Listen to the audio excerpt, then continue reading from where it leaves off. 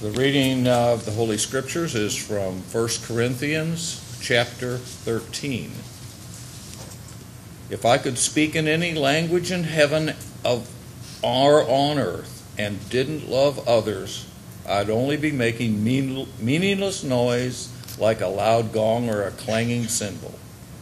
If I had the gift of prophecy and I knew all the mysteries of the future and knew everything about everything, but didn't love others, what good would it be? If I had a gift of faith so that I could speak to a mountain and make it move, without love, I'd be no good to anybody. If I gave everything I have to the poor, even sacrificed my body, I could boast about it. But if I didn't love others, I'd be of no value whatsoever. Love is patient and kind. Love is not jealous or boastful or proud or rude. Love does not demand its own way. Love is not irritable, and it keeps no record of when it has been wronged. It is never glad about injustice, but rejoices whenever the truth wins out. Love never gives up, never loses faith, is always hopeful, endures through every circumstance. Love will last forever, but prophecy and speaking in tongues and special knowledge will all disappear. For even our special knowledge is incomplete, and our prophecy is incomplete. But when the end comes, these special gifts will all disappear. It's like this. When I was a child, I spoke and thought and reasoned as a child does. But when I grew up, I put away childish things. Now we see things imperfectly as in a poor mirror. And then we see everything with perfect clarity. All that I know now is partial and incomplete. But then I will know everything completely, just as God knows me now. There are three things that will endure: faith, hope, and love. And the greatest of these is love. That ends the reading of the gospel. Thanks be to God.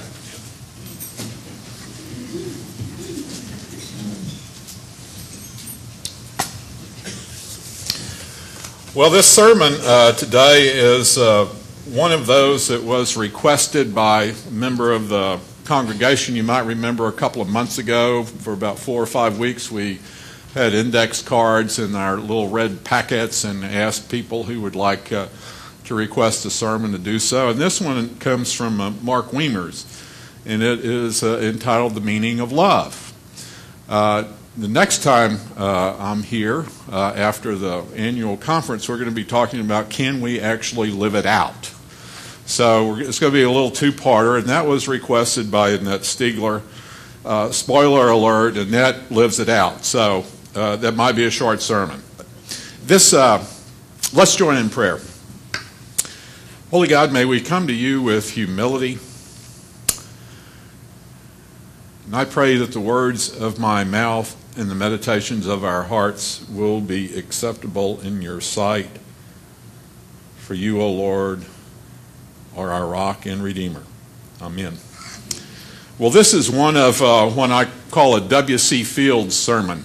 Now, some of you might not know who W.C. Fields was, but he was a comedian and actor who was really popular in the 1930s and 40s. He was one of the top Hollywood box office draws. And he was a renowned character both on and off the screen. He had a reputation for drunkenness and especially for disliking children. He was extremely self-centered in his movies, kind of slothful. He was a good sinner, you might think. Now, also W.C. Fields was an agnostic. But one time, off the screen, a friend caught him reading through the Bible. And he asked him what he was doing. He was surprised to see this event. It's a once-in-a-lifetime thing. W.C. Fields flipping through the Bible. And Fields looked up at him and said, "Loopholes, looking for loopholes." So this is one of those sermons we might look for loopholes in. There's not too many things that Christians would rather find a loophole for to avoid than living out that commandment of Christ to love God with all our heart, mind, and soul, and to love our neighbor as ourselves. And indeed, it is pretty hard to live out. In our verses for today, Paul is writing to the church at Corinth. Now Corinth was a town in the first century AD in Greece, and it was one of the early Christian churches.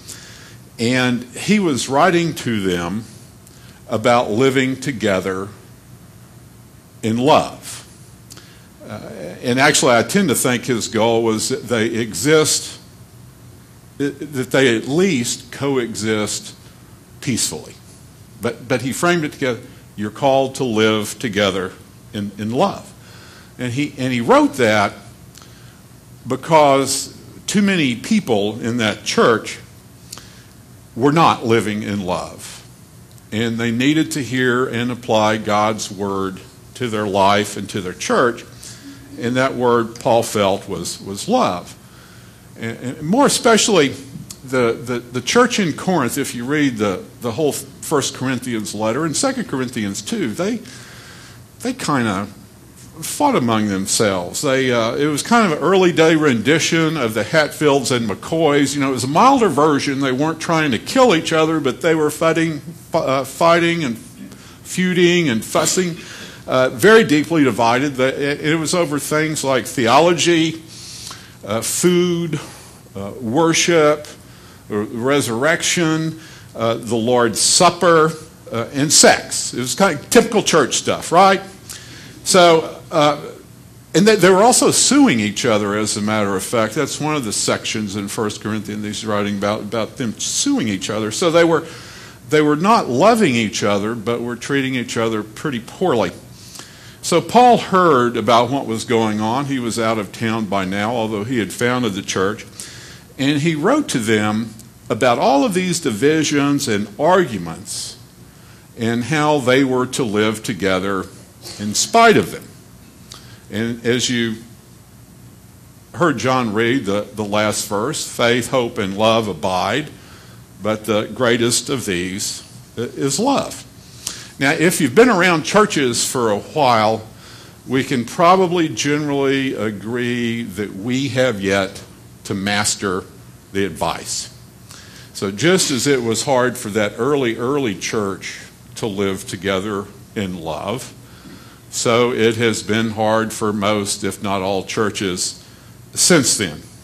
Now, there are a few reasons for this difficulty we have with loving. And one, I guess, the greatest, is the reason that we tend to sin and violate God's will and things like that is because we want our way. We tend to be rather selfish and egocentric people. But I think there's one thing that rather uniquely plagues the English world, the English-speaking world, including us in America. And that is that we have so warped the meaning of love that it is really hard for us to understand what Paul and those early Christians were talking about. We confuse what they were talking about with all the different meanings that we apply to the word love. So, the English-speaking world only has one word for love, which is love. And we apply a broad range of meanings to it. So we use the same word, love, to describe the romantic passion that we feel toward another, to describe the act arising out of that romantic passion. We use it to describe the kind of feelings that we have for, say, our son or daughter. We use it to describe the kind of feelings that we have for our friends. We use it to describe the kind of feelings we might have for chocolate or a television show or for music. So we describe love, that one word, and and use a number of different meanings and apply to that, so that when we hear this Christian word and Paul says you need to live, when Jesus says love the Lord your God with all your heart, mind, and soul, and your neighbor as yourself, we kind of get confused, or at least I do in my mind, about what is meant. So the New Testament, though, was originally written not in English, but in Greek. And the Greeks had a very nuanced language and had different shades of meanings. So they had 4 different words to describe the love that I've just talked about, whereas we only use 1. So we kind of need to dig beneath the surface and understand what those early Christians and Paul and Jesus meant by the word love. And they used a special Greek word for it. Some of you have heard the word before. It's agape. And you might think of agape not as love, but as Christian love. It's a particular kind of love. Agape was hardly ever used in the Greek language before Jesus and the early Christians breathed life into it and gave it its particular and special meaning. That's agape, Christian love. So the 4 Greek words that we translate as love were eros, storge, and philia. Now the first, eros, you know, is used to describe the romantic feelings that one person might have for another. Well, Christian love doesn't require us to feel passion toward our enemy. Christian love does not require us to feel passion toward our neighbor. Now, a second word the Greeks used for love was storge. Now, storge was primarily a word that applied to family affection. It was a family kind of love, like a mother might have for a child, a father might have for a child might have for a mother. It was a family love, storge. And Jesus wasn't telling us to have that kind of family love toward our neighbor. He wasn't telling us to have that kind of family love toward our enemies. Now, the third word is philia. And philia is used primarily for feelings that we might have for friends. You know, you philia, love your best friend and your other friends. But Jesus doesn't say, well, you have to feel friendly toward your neighbor or friendly toward your enemy. Instead, Jesus and Paul and the early Christians say you're to have a special kind of Christian love that we call agape. And agape is the word in the New Testament that is used far more to describe love than the other words. So agape is the kind of Christian love that we're to have toward our neighbor and our enemy, including that person sitting behind us in the aisle that we don't like at all, right? So we're not to feel attracted to them. We're not to consider them a member of our family. We're not to feel necessarily friendly toward them. And that's kind of the distinction here.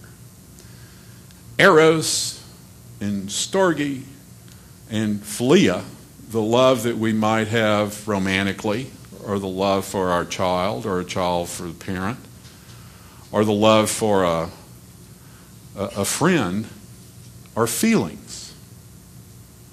You know, it's almost like you can't help yourself when you feel these things. It just kind of happens. So you just kind of don't force yourself to be romantically attracted to somebody else. It just kind of happens. You don't love chocolate by forcing yourself to love it. It just happens. We love our sons and daughters.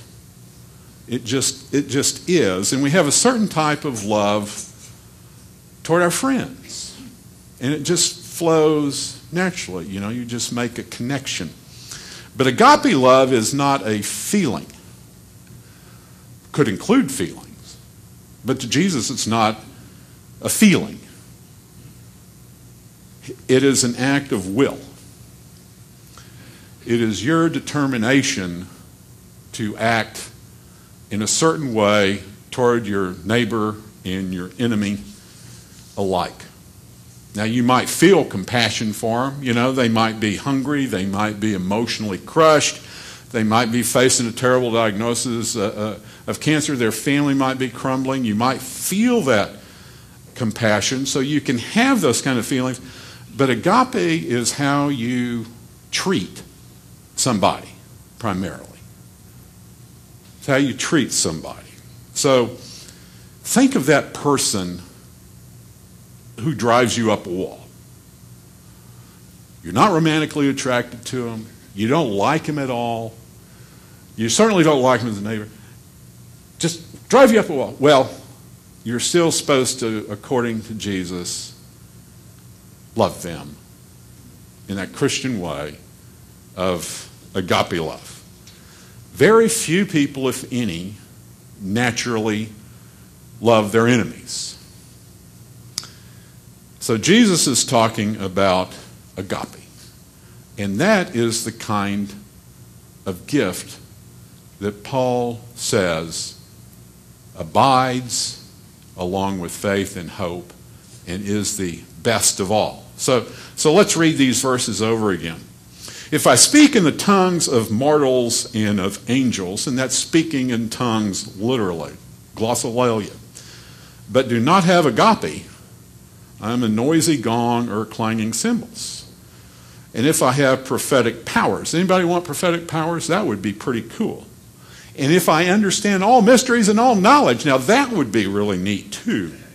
And if I have all faith, and you know we're saved by faith theoretically, so as to move mountains, but have not agape, I have nothing. If I give away all my possessions, you remember that thing about Jesus telling the rich young ruler, give everything you have away and come follow me? If I give everything away, and if I hand over my body, now who handed over their body? Jesus. If I give away all my possessions, if I hand over my body so that I may boast, but do not have agape, I am nothing. Agape is patient. Agape is kind. Agape is not envious or boastful or arrogant or rude.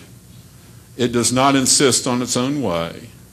It is not irritable or resentful. It does not rejoice in wrongdoing, but rejoices in the truth. It bears all things, believes all things, hopes all things, endures all things.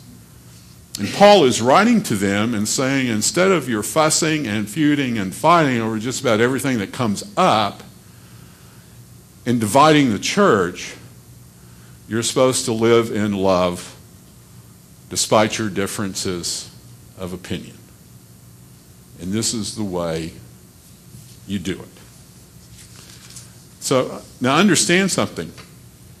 In addition to storge kind of love for our children, that parental affection, we're also to agape them, right? You're supposed to act in a certain way toward them. In addition to, and it's hard sometimes, right? In addition to philia love, we're supposed to agape our friends. In addition to erotic love, we're supposed to agape our husband or wife. And you know why Jesus tells us we're to do that? He says, love your enemies. Do good to those who persecute you. Matthew 5, 43 to 48. Write that down. Matthew 5, 43 to 48. Those are the verses where Jesus says you need to love your enemies. And if you read all those verses, the reason Jesus tells us to love our enemies is that we are to be like God, who Jesus says sends his rain on the just and the unjust and on the good and the evil alike. So the gist of agape love is like that. God gives grace and blessing to all, and that is what Jesus calls us to do. No matter our feelings, to will it and do it. So you remember Matthew, sheep and the goats, Matthew 25. He's not telling you to feel a certain way toward people, but he's telling you to act a certain way. He says, feed the hungry, clothe the naked, welcome the stranger, give drink to the thirsty, care for those who are sick, and visit the prisoner. Because God made them, and they are inherently of value and worth, irrespective of your feelings. And Jesus takes that a step further, and he says, not only do you care for those who are in need, like the hungry and the naked and the thirsty and the sick and the stranger, but to do it to those whom we hate. High bar. There's no doubt about it. I know this doesn't make you feel any better. I didn't go, well, I can do this. But there's a Russian named Yevgeny Yevtushenko, and he wrote about an experience he had in Moscow in 1941. And this was 2 years after the Germans had made a surprise attack on Russia. And they had invaded Russia and killed not thousands or hundreds of thousands, but millions of people, civilian and soldier alike. Virtually everyone in that part of Russia, Moscow on East Germany, had lost somebody. And their food was gone. So they were starving.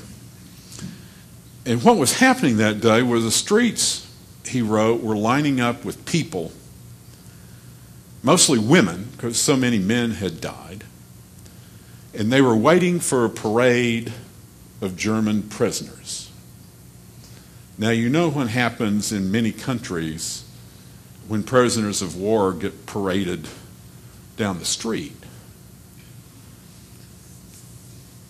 So now was their chance to mock or humiliate or physically harm those who had caused them so much death and suffering.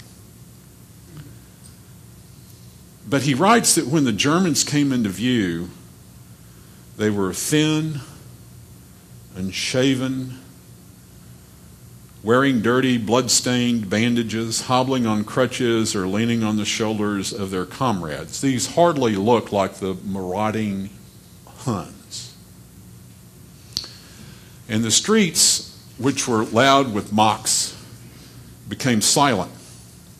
And finally, he said, an older woman pushed through the crowd, past the police, and taking something from her coat, she pushed it into the hand of one of those prisoners. And it was this crust of black bread that she was going to use probably for a meal. That is Christian love. That is agape, because she was providing grace and blessing for the unlovable and even the enemy, because she was able to see through to their humanity. And that's that basis, I think, is that we recognize these people are human too, and we're called to bless them as God might bless them. In fact, God is the one who calls us to bless them. But oh, how hard it is. But you know, that's the kind of love, or one of the kinds of love, God has for you. Jesus tells us God has philia love, by the way, and storge love for us. You know, we're God's children. But he also has this kind of agape love. So think of what is most unlovable about you. Hold that in your mind for a minute. Does anybody have some unlovable things?